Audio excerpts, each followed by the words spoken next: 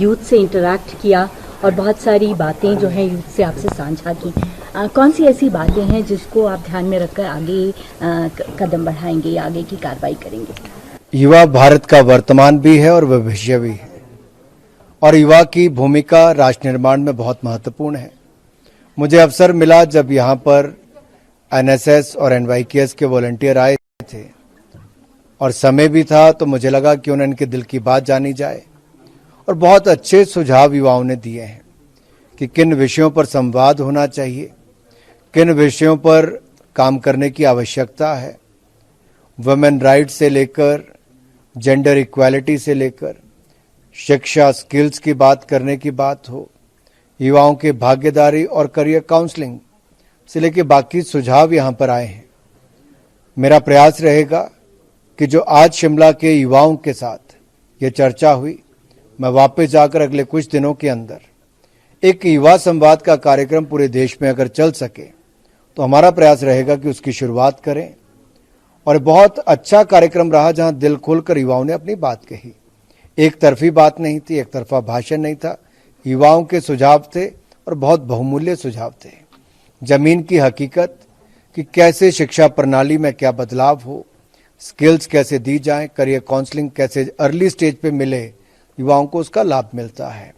महिलाओं को अपने राइट्स के लिए लड़ना, लेकिन उससे पहले जागरूक होना, ये बहुत आवश्यक है। ऐसे बहुत सारे सुझाव यहाँ पर आए हैं।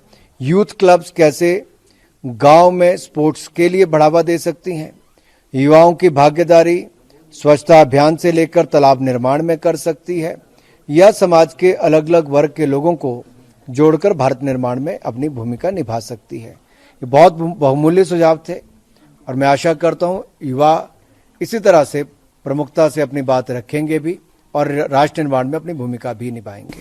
सर, आप यूथ आइकॉन भी हैं और युवाओं के मिनिस्टर भी हैं। मैं ये जानना चाहती हूँ, आपने बहुत सारा अपना एग्जाम्पल दिया कि पूरे देश को एक्सप्लोर किया जाना चाहिए और शुरुआत जो है प्रदेश के ज़िलों को एक्सप्लोर करने की बात कही। क्या कोई कार्यक्रम इस संबंध में आगे वाले दिनों में देखने को मिलेगा? एक भारत श्रेष्ठ भारत, ये कल्पना माननीय प्रधानमंत्री मोदी जी की है और उनके मन में सदा यही आता है कि भारत के युवा जो हैं वो देश को देखें भी और एकजुट होने का काम भी करें। राष्ट्रीय एकता अखंडता बनाए रखने के लिए राष्ट्र के युवाओं को राष्ट्र को जानना भी बहुत आवश्यक है। चाहे नॉर्थ ईस्ट हो या बाकी हमारे देश के अलग अलग हिस्से हों, बहुत सारे लोग हैं जो अपने देश को ही नहीं देख पाते, जान नहीं पाते। मोदी जी ने तो ये भी कहा था कि 15 ऐसे स्थानों को आप आने वाले कुछ वर्षों में देखें, इसको एक संकल्प के रूप में लेकर चलें। तो मैंने वही आह्वान यहाँ पर भी किया है कि युवा अपने प्रदेश और देश को देखने का काम करें और इसमें हर चुनौती का सामना भी करें। इससे उनको एक्सपोजर भी मिलेगा, एजुकेशन भी मिलेगी और देश को जानने और सीखने का अवसर भी मिलेगा। सर, कॉमनवेल्थ की बात की जाए तो इस बार अच्छा परफॉर्म किया है, क्या कहना चाहेंगे सर? मेरी ओर से बधाई और शुभकामनाएं देश के उन सभी खिलाड़ियों को जिन्होंने भारत के लिए मेडल जीतने का काम कॉमनवेल्थ गेम्स में किया है। बर्मिंघम में हुए इन खेलों में 61 मेडल्स 61 मेडल भारत ने जीते हैं। शानदार प्रदर्शन। बहुत सारे खेल ऐसे हैं जहां पर पहले हमें मेडल नहीं मिलते थे, वहां पर भी हमारे खिलाड़ियों ने मेडल भी जीते तो नए रिकॉर्ड भी बनाए। और ये अपने आप में दिखाता है कि जहां वेट लिफ्टिंग और रेसलिंग में शानदार प्रदर्शन किया, तो हमारे बैडमिंटन से लेकर एथलेटिक्स में भी बहुत अच्छा प्रदर्शन हुआ है। अलग अलग क्षेत्रों में खिलाड़ियों ने अच्छा करने की शुरुआत की।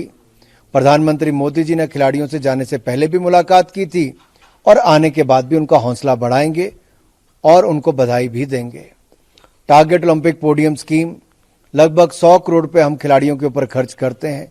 उनकी बोर्डिंग, लॉजिंग, उनकी ट्रेनिंग, उनके नेशनल इंटरनेशनल लेवल पर पार्टिसिपेशन पर, और ये केवल एलीट एथलीट पर हम इतना पैसा खर्च करते हैं जो मेडल जीतने की क्षमता रखते हैं। इसके अलावा 3000 एथलीट अलग हैं जिनको साल का 5-5 लाख रुपए एक खिलाड़ी पर अलग से खर्च करते हैं उनको ट्रेनिंग देने के लिए। इसके अलावा खेलो इंडिया सेंटर्स हो, नेशनल सेंटर ऑफ एक्सीलेंस हो, स्टेट ट्रेनिंग सेंटर्स हो या साई के एक्सटेंशन सेंटर्स हो, ये भी हमने देश भर में बनाने का काम किया, जिसके माध्यम से देश भर में लाखों खिलाड़ी ट्रेनिंग ले रहे हैं। प्रधानमंत्री मोदी जी की खेलों के प्रति रुचि और बढ़ावा देश में खिलाड़ियों का मनोबल भी बढ़ा रहा है और मेडल भी बढ़ा रहा है। सर अगर तिरंगे की बात की जाए, हर घर तिरंगा ये यात्रा शुरू की जाए, कब से कब तक हुई? हर घर तिरंगा अभियान में जुड़ने का मैं आह्वान सबसे करता हूं। अगस्त क्रांति का दिन है, भारत छोड़ो जो आज से कई वर्ष पहले शुरुआत जिसकी हुई, आज के युवाओं से कहता हूं भारत जोड़ो। भारत को जोड़ने का काम भी करें, हाथ में तिरंगा लेकर तिरंगे की आन बान शान को बढ़ाने का काम करें। तिरंगा चंद गज का कपड़ा ही नहीं, 130 करोड़ भारतीयों को एकजुट रखने की ताकत रखता है।